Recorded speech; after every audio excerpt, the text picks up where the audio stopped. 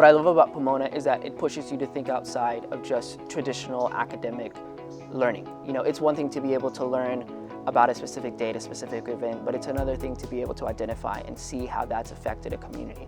And being able to kind of humanize what you're learning in the classroom is something that I think is fundamental to an education. My experience as a transfer student here at Pomona was, I think, a lot smoother than I imagined it would be. I was really taken back by the receptiveness of the professors and of the administrators to be able to address the needs of the students. I got suggestions for clubs to join. I was being able to kind of identify opportunities to do outreach to local communities, and that's something that not a lot of schools will give you as far as that one-on-one attention. So as a first-generation college student, I understand that I'm living the dream that my parents always wanted to have for themselves. So that makes me cognizant of what it means to be here and how much I have to push myself extra to be able to make sure that I make the best use of the opportunities here.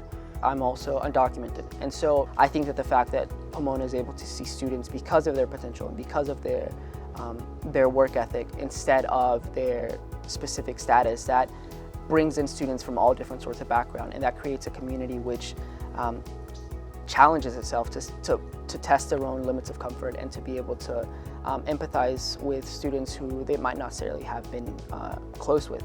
I'm grateful in and of itself that Pomona is in a situation where I and other undocumented students are able to come here and are able to get an education and an experience that we wouldn't be able to get anywhere else.